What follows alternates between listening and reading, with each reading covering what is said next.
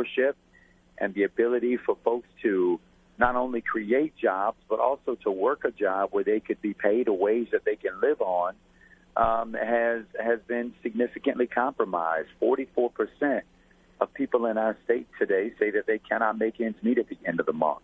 People are working harder than ever and still aren't able to pull down a wage that they can live on. We've got environmental challenges around our state because of our degradation, overgrowth, and development without the appropriate levels of regulation to keep our water and our beaches and our air safe.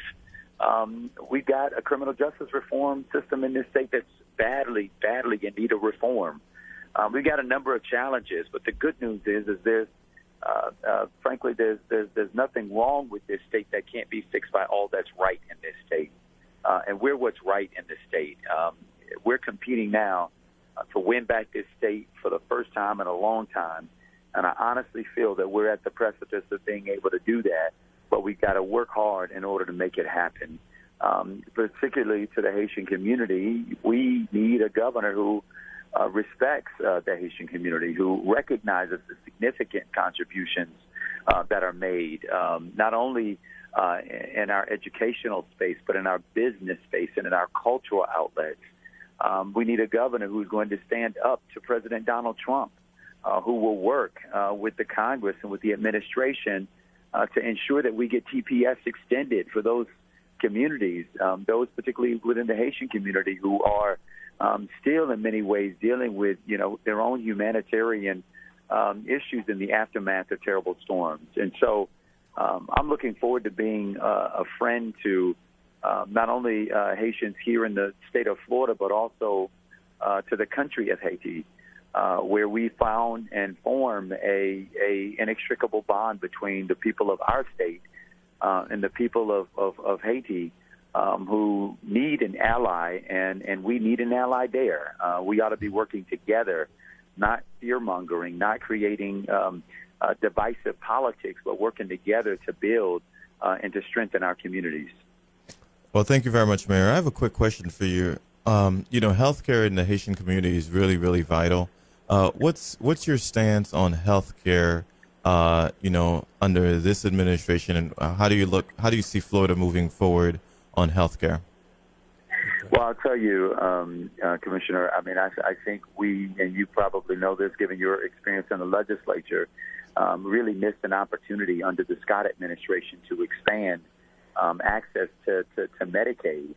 Had we voted to expand Medicaid, we would have connected about 800,000 Floridians to badly needed health care. Our hospitals have been being shortchanged by the legislature in their funding process. When I'm elected governor, our number one priority is going to be to expand Medicaid. We literally have people in this state who are terrified of getting sick. There are folks who fear that they may be a bankruptcy and an illness away from not being able to make ends meet, not being able to provide for themselves and for their family. These are issues that are close to my heart. I remember growing up having to wait for the free dental clinic to come through the neighborhood in order to have my teeth cleaned. Listen, when you know better, you do better. We know better. We know how to solve this problem in our state. The question is will we have a governor who's willing to do something about it? And I'm committing to being willing to do something about it and work with the Republicans to expand access and lower costs for all of us. Mm-hmm. That's an important priority. It's vital to the health of this state, but it's also to the viable to the economic future of the state of Florida, which is why we must do it. Okay, Governor, this is James Leger here. You said that not only you want to be a friend of us Haitian Americans in the United States, but those back home when things happen. We have one of the situations that we have is corruption in Haiti.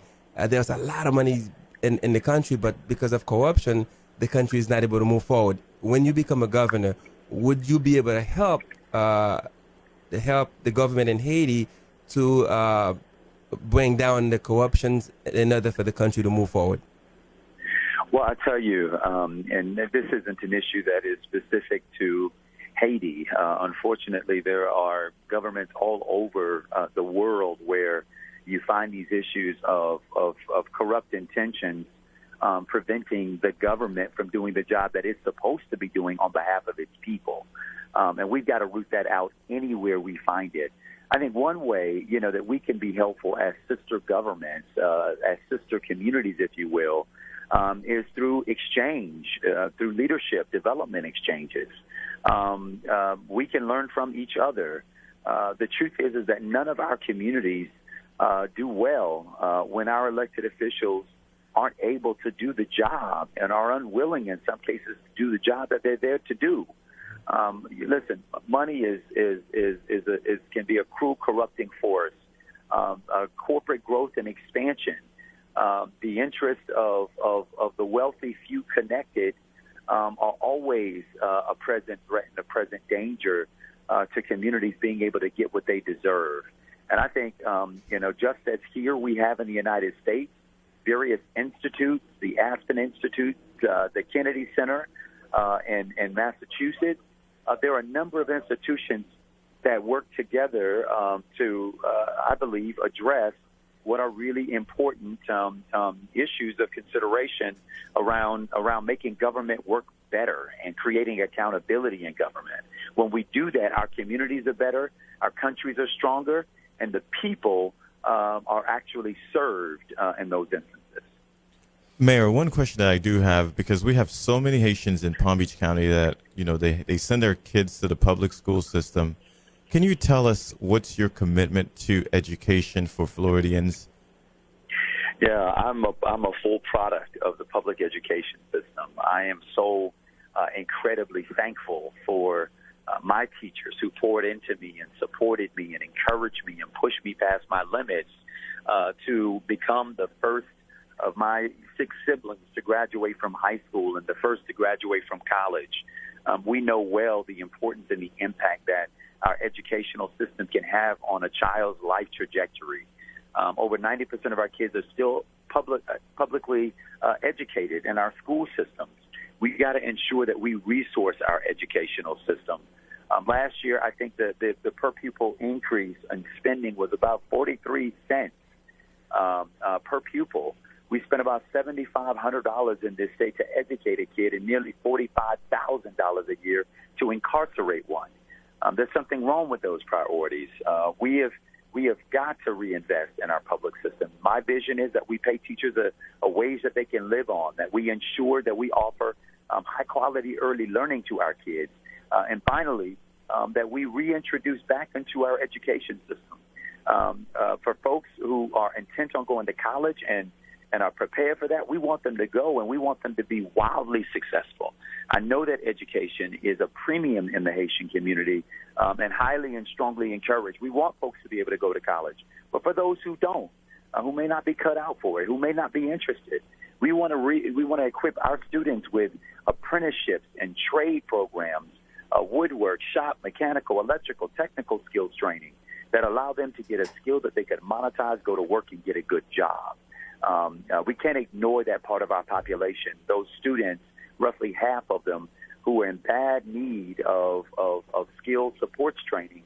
And unfortunately, we have ignored that need, choosing instead a regime of high-stakes testing, which don't tell us what our kids know, but tell us how well they take a test. We've got to reform this system. I'm looking forward to reinvesting back in the public education system and strengthening education for all of our kids. Mr. Mayor, you strongly believe in giving second chance and restoring rights. Yes. Why is that you so believe in giving second chances? Well, listen, Florida is one of 4 states that permanently prevents individuals who have earned a felony record from voting. One of 4. We're 4 in 50 states that do that. Listen, I think if you do the crime, you got to do the time. But once you've repaid your debt to society, I believe you ought to be able to re-enter society, have your right to vote, and importantly, have your right to work. In my city, the city of Tallahassee, under my leadership, we banned the box. We don't ask about your criminal background history when you apply for a job in my government unless answering yes is a disqualifier for the position. If it is not, we're going to measure you on your merits. Are you qualified? Can you do the work? Will you make a good employee? And if the answer is yes, then welcome aboard. And what we've learned is that these individuals are some of the hardest working people we have within our government. because they know what it means to be without. They know what it means to suffer under the weight of poverty and under the stigma of being a criminal. They want to break loose from that, and they want to be an example for themselves and for their community that you can have grace and recover yourself. I believe in second chances, and I don't believe that we can say with one tongue that you ought to pull yourself up by the bootstraps and then erect every barrier imaginable that keeps people from being able to do just that. We can do better, and we can keep our communities safer in the process, but also give people agency over themselves and the dignity that comes with work. That's how you build whole states, whole communities, whole neighborhoods, whole families, is by offering people an opportunity to redeem themselves and re-enter society. Yeah, Mr. Mayor, that time is almost up, but I cannot end this interview without asking you this question. I know it's a hard in politics. I know when it comes to immigrants, when it comes to policies, immigrations, it's a hard topic for candidates, especially for the Democrats. But I mean, being Haitian Americans, being an immigrant, and we facing this issue with TPS. I mean, what is your positions on TPS? Do you think it should renew? Do you think we should still have it until Haiti's better? What is your positions on this? Yeah, we should absolutely have extended TPS for the Haitian community. The extension that President Trump made was one of the shortest in U.S. history. I mean, it defies U.S. humanitarian policy of over centuries. And what I think as governor, while some may consider the issue of immigration hard, I don't. I think we need comprehensive immigration reform in this country. I think we should have gotten that from our members of Congress, and I believe that they failed to deliver on that promise. And now you've got folks who are literally sitting here in legal limbo because our leaders have failed to act on what is a clear and present concern for far too many of us. As governor of the state of Florida is going to be a state where we respect all of its people, where we build a state where we don't divide people based off the language they speak, the religion they may or may not hold, the color of their skin, the communities or the side of track they grow up on. That's not my vision for the state of Florida. We're going to be a safe community. We're going to be a community of laws, and we're also going to be a community of compassion, and they are not mutually exclusive. I want to thank y'all again for the opportunity to speak with you. I want to humbly ask for the vote of your listeners. I want to be your governor too. And together we can build the kind of state that is deserving of all of us and deserving of the talent of our children. I believe that we can do this thing, but we got to get out and vote. Election day is today. Election day is today and for the next 7 days. And if we want to be respected, if we want to be heard, we got to get out there and let our voices be heard by voting. Thank you, Mr. Mayor. It was a pleasure to have you on my show. My privilege to join you. Thanks so much, everybody, and God bless. Okay, thank you. All right. Nous t'avons parlé avec Mayor Andrew Gillum, qui lui-même qui pour gouverneur. Donc, l'important, j'aime toujours dire communauté haïtienne, l'important pour que nous parlions avec les politiciens parce que nous besoin yo connaît que nous là. Et c'est sûr que gouverneur si Andrew Gillum vient gouverneur, le gouverneur et commissionnaire pas jamais oublier qu'il te fait interview dans radio haïtien, qu'il pas jamais oublier commissionnaire Marc Bernard endossé, il pas jamais oublier docteur Judy était avec lui. Donc ça est important. L'important moi en tant que média moi essayer reach out to pour mon républicain autour parce que l'important pour nous faire ça ça fait que nous mener tout le monde là parce que nous devons connaître que nous-mêmes nous avons une communauté. Well, James, we have 7 days until election.